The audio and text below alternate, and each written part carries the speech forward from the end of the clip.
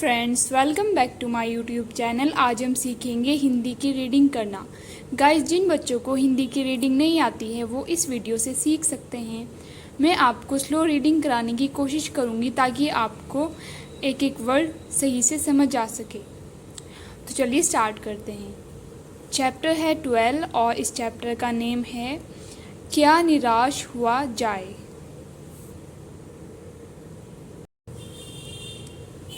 मेरा मन कभी कभी बैठ जाता है। समाचार पत्रों में ठगी, डकैती, चोरी, तस्करी और भ्रष्टाचार के समाचार भरे रहते हैं। आरोप प्रत्यारोप का कुछ ऐसा वातावरण बन गया है कि लगता है देश में कोई ईमानदार आदमी ही नहीं रह गया है। हर व्यक्ति संदेह की दृष्टि से देखा जा रहा है। जो जितने ही ऊंचे पद पर हैं, उनमें उतने ही अधिक दोष दिखाए जाते हैं।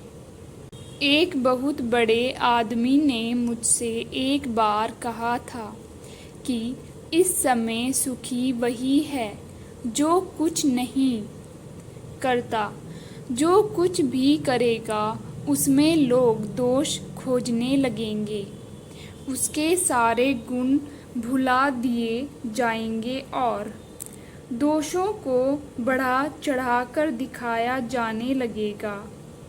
दोष किसमें नहीं होते, यही कारण है कि हर आदमी दोषी अधिक दिख रहा है, गुणी कम या बिल्कुल ही नहीं। स्थिति अगर ऐसी है तो निश्चय ही चिंता का विषय है। क्या यही भारतवर्ष है जिसका सपना तिलक और गांधी ने देखा था, रविंद्रनाथ ठाकुर और मदन मोहन मालवीय का महान संस्कृति सभ्य भारतवर्ष किस अतीत के गह्वर में डूब गया। आर्य को और द्रविड़, हिंदू और मुसलमान, यूरोपीय और भारतीय आदर्शों की मिलन भूमि मानव महासमुद्र क्या सूख ही गया। मेरा मन कहता है ऐसा हो नहीं सकता। हमारे महान मनीषियों के सपनों का भारत है और रहेगा।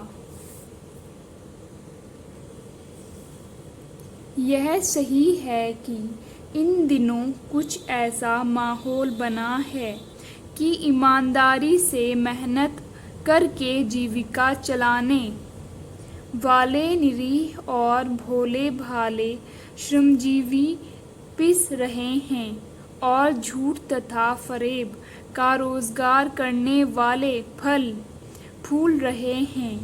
ईमानदारी को मूर्खता का पर्याय समझा जाने लगा है। सच्चाई केवल भीरू और बेबस लोगों के हिस्से पड़ी है। ऐसी स्थिति में जीवन के महान मूल्यों के बारे में लोगों की आस्था ही हिलने लगी है। परंतु ऊपर ऊपर जो दिखाई दे रहा है वह बहुत ही हाल की मनुष्य निर्मित नीतियों की देन है।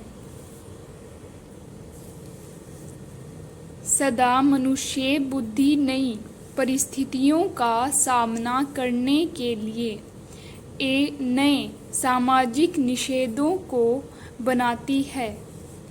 उनके ठीक साबित न होने पर उन्हें बदलती है। नियम कानून सबके लिए बनाए जाते हैं, पर सबके लिए कभी कभी एक ही नियम सुकर नहीं होते। सामाजिक कायदे कानून कभी युग युग से परीक्षित आदर्शों से टकराते हैं। इससे ऊपरी सतह आलोड़ित भी होती है। पहले भी हुआ है, आगे भी होगा। उसे देखकर हताश हो जाना ठीक नहीं है। भारतवर्ष ने कभी भी भौतिक वस्तुओं के संग्रह को बहुत अधिक महत्व नहीं दिया है। उसकी दृष्टि से मनुष्य के भीतर जो महान आंतरिक तत्व स्थिर भाव से बैठा हुआ है, वही चरम और परम है।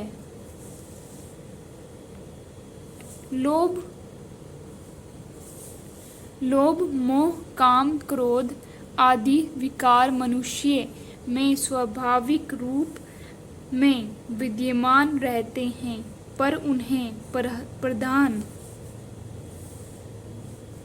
शक्ति मान लेना और मन तथा बुद्धि को उन्हीं के इशारों पर छोड़ देना बहुत निकृष्ट आचरण है।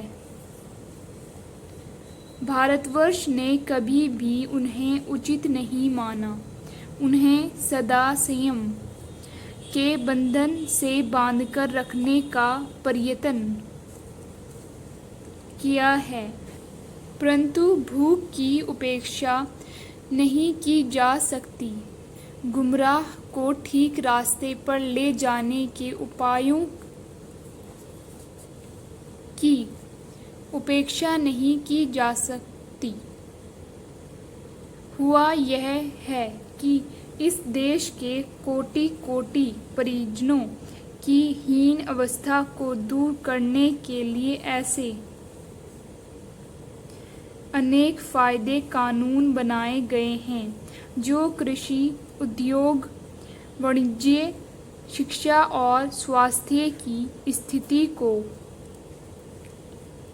अधिक उन्नत और सुचारू बनाने के लक्ष्य से प्रेरित हैं, परंतु जिन लोगों को इन कार्यों में लगना है, उनका मन सब समय पवित्र नहीं होता। प्राय वे ही लक्ष्य को भूल जाते हैं और अपनी ही सुख सुविधा की ओर ज़्यादा ध्यान देने लगते हैं। व्यक्ति चित्त सब समय आदर्शों द्वारा चालित नहीं होता। जितने बड़े पैमाने पर इन क्षेत्रों में मनुष्य की उन्नति के विधान बनाए गए, उतनी ही मात्रा में लोभ, मोह जैसे विकार भी विस्तृत होते गए। लक्ष्य की बात भूल गए, आदर्शों को मजाक विषय बनाया गया और संयम को दकियानूसी मान लिया गया। परिणाम जो होना था वह हो रहा है। यह कुछ थोड़े से लोगों के बढ़ते हुए लोभ का नतीजा है, परंतु इससे भारतवर्ष के पुराने आदर्श और भी अधिक स्पष्ट रूप से स्पष्ट और उपयोगी दिखाई देने लगे हैं। भारतवर्ष सदा कानून को धर्म के रूप में देखता आ रहा है। आज एकाएक कानून और धर्म में अंतर कर दिया गया है। धर्म को धोखा नहीं दिया जा सकता, कानून को दिया जा सकता है। यही कारण है कि जो लोग धर्मभीरू हैं, वे कानूनी की त्रुटियों से लाभ उठाने में संकोच नहीं करते। इस बात के पर्याप्त प्रमाण खोजे जा सकते हैं कि समाज के ऊपरी वर्ग में चाहे जो भी होता जा रहा हो, भीतर भीतर भारतवर्ष अब भी यह अनुभव कर रहा है कि धर्म कानून से बड़ी चीज़ है। अब भी सेवा, ईमानदारी, सच्चाई और आध्यात्मिकता के मूल्य बने हुए हैं। वे दब अवश्य गए हैं, लेकिन नष्ट नहीं हुए हैं। आज भी वह मनुष्य से प्रेम करता है, महिलाओं का सम्मान करता है, झूठ और चोरी को गलत समझता है, दूसरों को पीड़ा पहुँचाने को पाप समझता है। हर आदमी अपने व्यक्तिगत जीवन में इस बात का अनुभव करता है।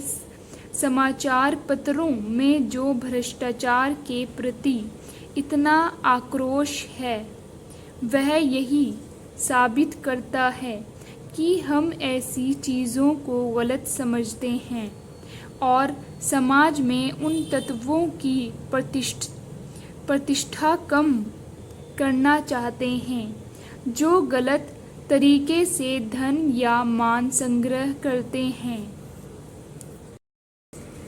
दोषों का पर्दाफाश करना बुरी बात नहीं है।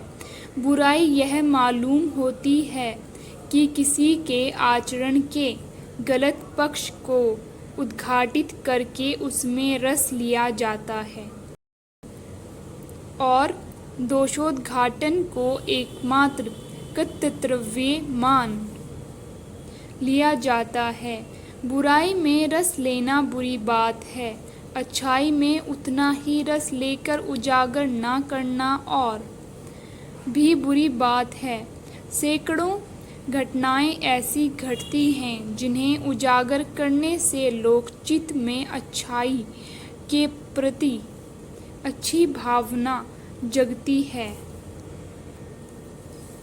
एक बार रेलवे स्टेशन पर टिकट लेते हुए गलती से मैंने 10 के बजाय 100 रुपये का नोट दिया और मैं जल्दी में गाड़ी में आकर बैठ गया। थोड़ी देर में टिकट बाबू उन दिनों के सेकंड क्लास के डिब्बे में हर आदमी का चेहरा पहचानता हुआ उपस्थित हुआ। उसने मुझे पहचान लिया और बड़ी विनम्रता के साथ मेरे हाथ में 90 रुपये रख दिए और बोला, यह बहुत गलती हो गई थी। आपने भी नहीं देखा, मैंने भी नहीं देखा। उसके चेहरे पर विचित्र संतोष की गरिमा थी। मैं चकित रह गया। कैसे कहूँ कि दुनिया से सच्चाई और ईमानदारी लुप्त हो गई है।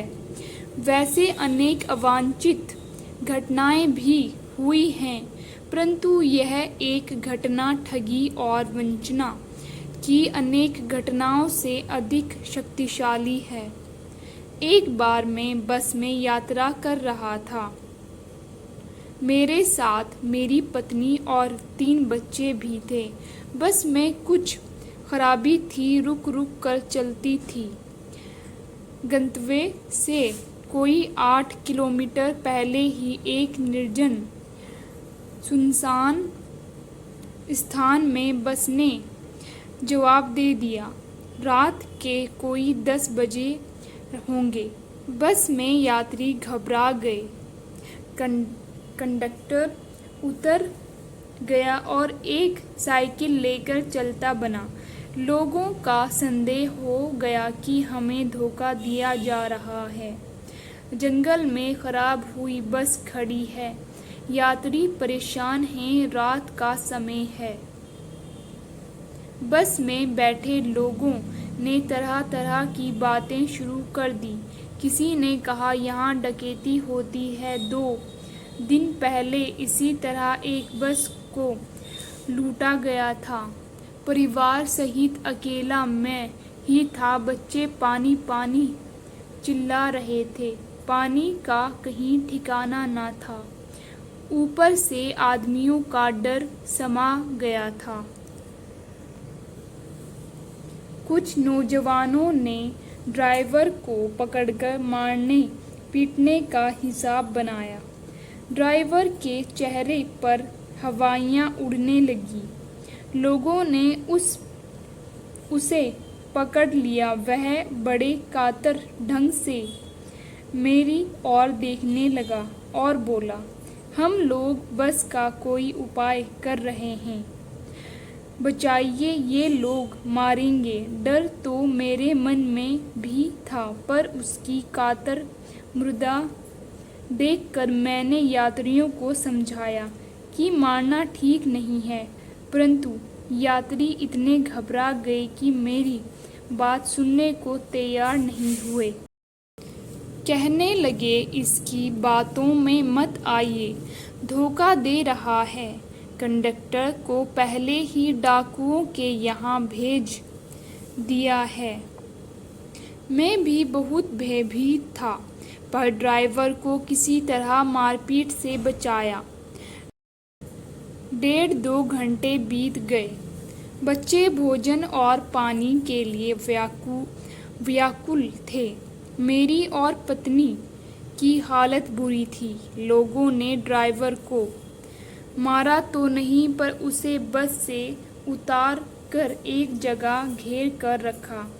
कोई भी दुर्घटना होती है तो वो पहले ड्राइवर को समाप्त कर देना उन्हें उचित जान पड़ा।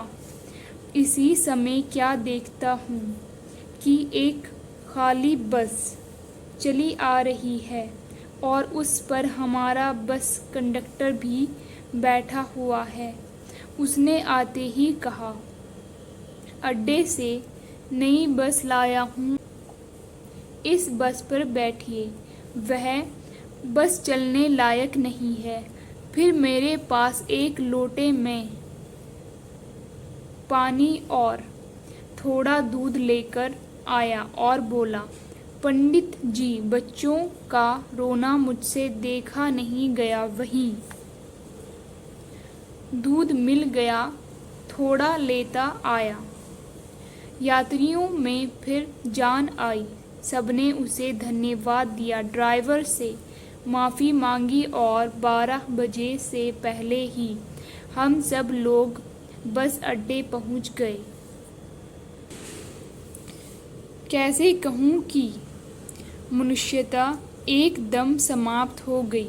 कैसे कहूँ कि लोगों में दया माया रह ही नहीं गई। जीवन में जाने कितनी ऐसी घटनाएं हुई हैं जिन्हें मैं भूल नहीं सकता। ठगा भी गया हूँ, धोखा भी खाया है, परंतु बहुत कम स्थलों पर विश्वासघात नाम की चीज़ मिली है।